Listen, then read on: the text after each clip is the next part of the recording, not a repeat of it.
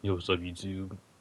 I'm back again with another video. It's been a while since I did a video, but as always, hope you guys are doing well. Whenever you guys hear and see this, let's talk about some things that I've been constantly seeing come up more and more, especially with the release of Season 7. Now, we're going to talk about Season 7.5. I'll make a separate video about 7.5 coming up, and I'm glad I waited for that because it is just a hot mess in terms of expectations into reality of what we got and what we've received. To not add on to what the topic of this discussion or discussions topics within this video, but yeah, let's go. I want to shine the light on the average player experience that we see day in, day out on a daily basis from the people that we continuously, or groups of people that we continuously deal with all the time, right? And I want there to be I want there to be a highlight, a more focus from more creators, and which is why I want to do this, and I want to start speaking out more about these situations, these types of people that I hear and see, not just from my own personal experiences, from other people as well, right? One of the first things I want to get into is the overall general player experience, right? And one of the key targets is refusing to adapt. I never had to deal with such a crybaby community such as the Marvel Rivals community. It truly amazes me in so many ways of how bad that it is, right? Let's go for an example, right? In terms of, so we're talking about the refusal to adapt. In any key moment, in any key situation, people getting upset because you asked them to swap up a character. If you're playing C&D, for example, let's use this hypothetical. You have a C&D player, your most common general player, and they're getting countered by an Iron Man, and this is their 5th death by the Iron Man. One would think, if you're getting countered by the Iron Man every single time, perhaps you should swap, right? And it's not the fact that the team isn't killing the Iron Man. Let's be critical. We're not getting into all these semantics here. But like, the team is killing Iron Man, the team is getting Iron Man, but the Iron Man is getting ulting her every single time she ults. It's 5 deaths. I think you should swap the character, because apparently in this isn't working. The C&D into Iron Man isn't working, and yet you'll get people who sit here and refuse, not only refuse, but then get into an argument about why it's everybody else's fault that they're getting ulted out of their ult by the Iron Man counter, but the Iron Man continuously gets them. So it's like,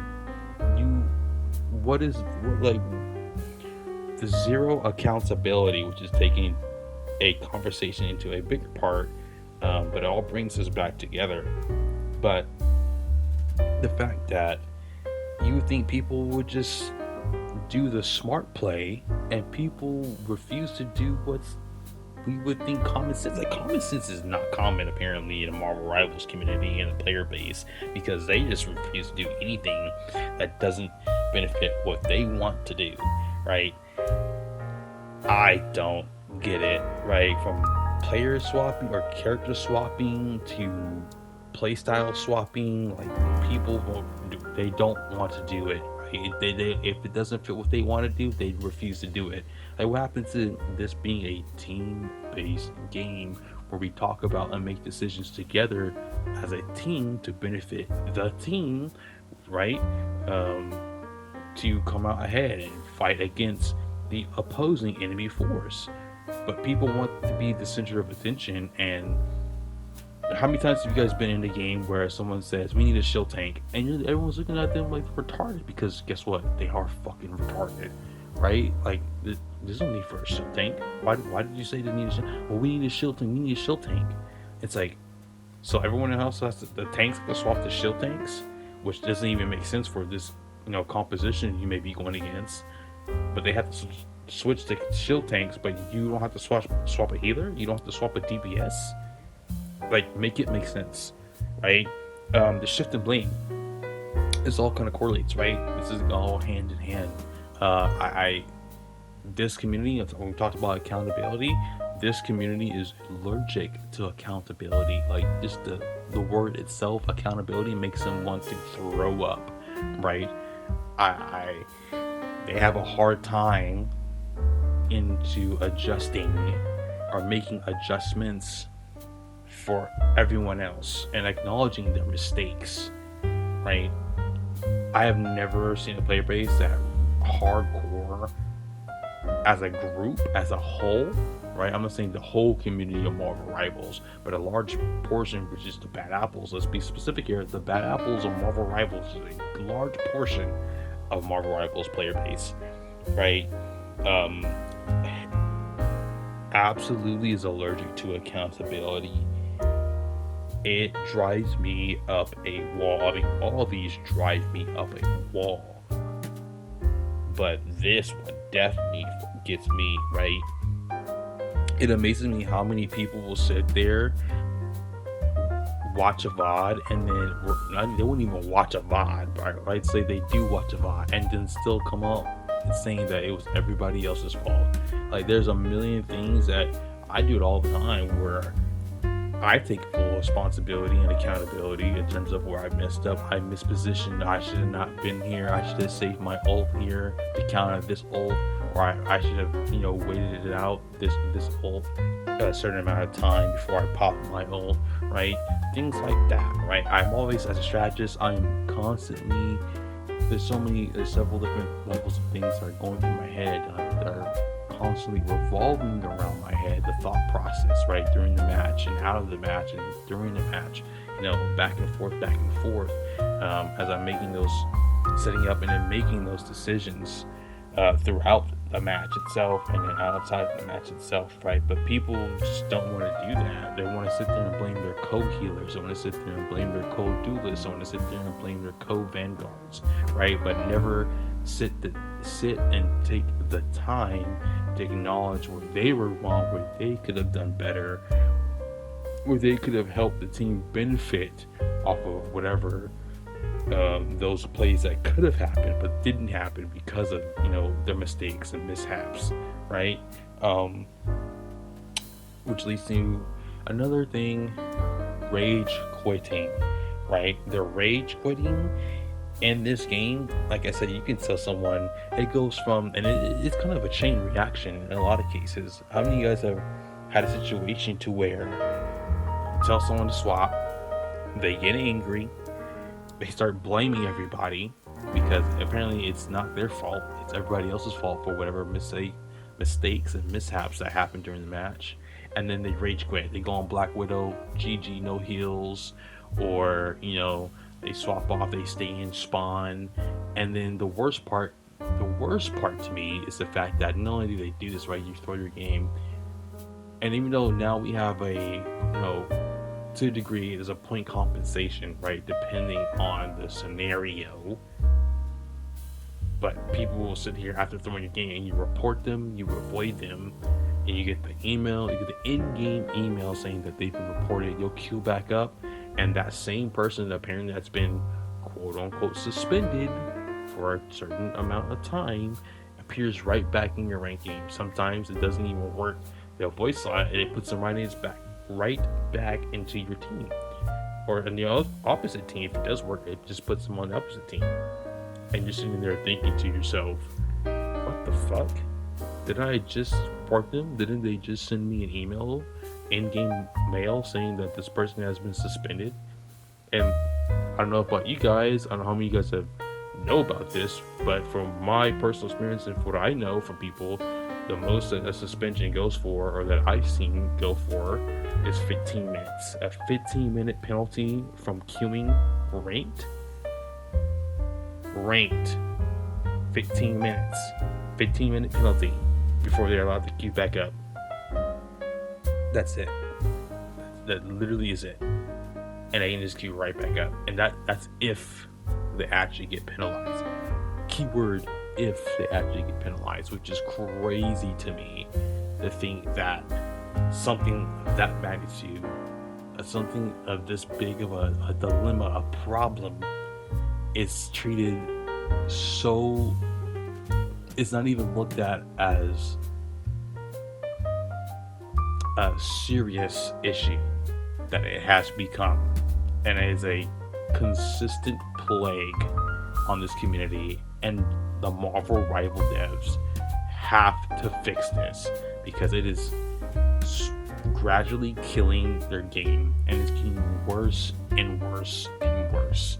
And the fact that we're in season 7 and that this hasn't been solved, an accurate way to deal with the issue. And yes, I know they have made conversations about recently, coming out of season 6, that they're working on a system implementation to correctly penalize these bad apples, right, within our community that's plaguing the community as a whole, specifically ranked, but it affects everyone overall, right? I don't know what those details are.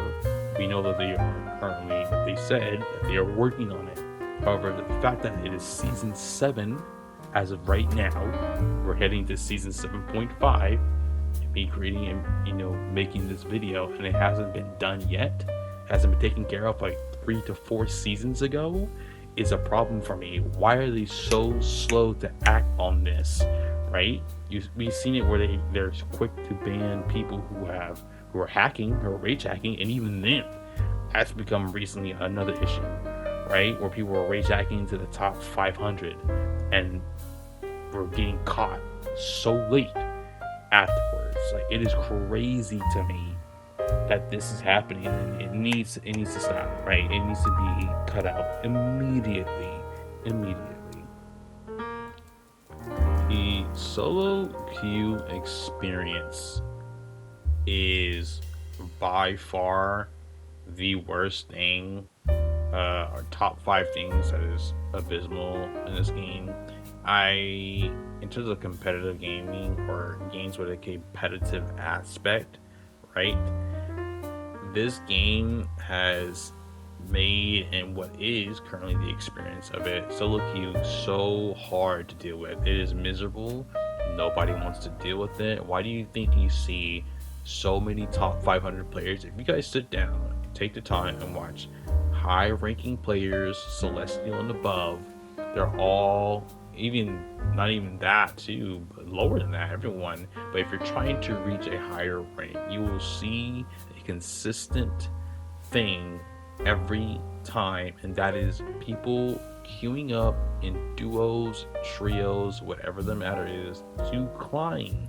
You shouldn't have to feel where a competitive system in a video game where you have to queue up in order to achieve a higher rank. Not for this type of game, right? I shouldn't have the feel that I have to duo queue. I have to search out for duo or trio in order to climb up.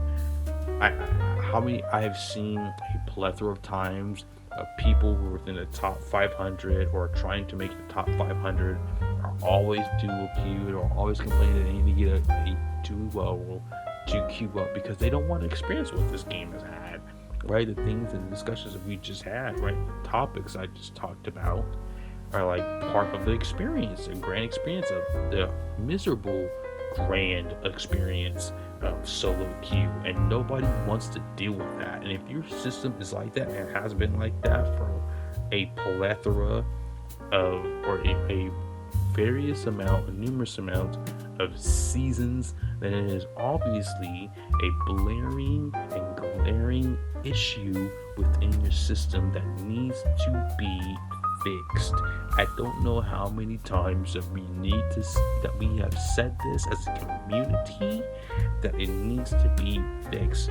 Once again, we know it's not EOMM, but it is something different, and it is something just as bad or even worse than EOMM, and it needs to be fixed. I don't even want to queue ranked anymore. Like, GM is not a high rank to me, and the fact that I'm having such a miserable experience climbing at a gym because the rank system is so inflated and so terrible with people who shouldn't be within those ranks at all. That's an issue. Then, like, that is a horrendous issue. Like, let's talk about ranked. We need a full ranked reset straight off the bat. I think we genuinely do. People can get mad at me for saying something like that, talking about the topic, but let's talk about the topic itself. It's a serious talk. We talk about the same systematically rewards players who just habituously and continuously play the game day in, day out, because eventually they'll just reach a rank and you win more points and you lose more points. So by the system default, you're going to rank up eventually, right? By continuously playing. That is an issue. People who are genuinely at, and this is no offense to anybody, but let's be real here, who are silver, gold, and plat 3 peaks are somehow being boosted, right? Because we talked about people queuing up, dual queuing, trio queuing, stacking, people stacking and being boosted essentially to higher ranks, and then they get there and inflate the system and they don't even know what they're there for. They can't even play optimally and ruin everybody else's experience in those ranks, and it just continuously happens and plagues the whole system. So people are being boosted in other ranks that are generally silver and gold, and are in my lobbies. They're certainly in C2 lobbies. They're certainly in Celestial and Eternity lobbies. It is crazy to me how many boosted players, and being all true intents and purposes, are infiltrating the rank system and that should not be there.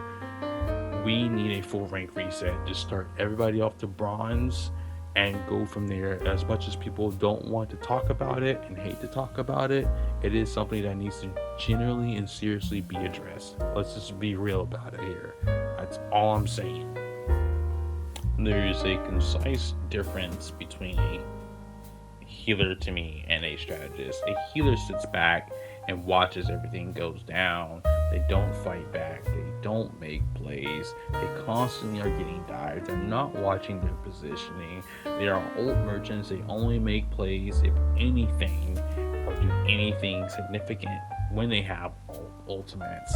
And that is it. They can't even ultimate at the right time. They're not counter ulting. They're not counter playing versus a strategist who constantly goes out, who's ult tracking, who's making plays, who's watching their positions, who's doing call outs, who's making character swaps when needed to be, right?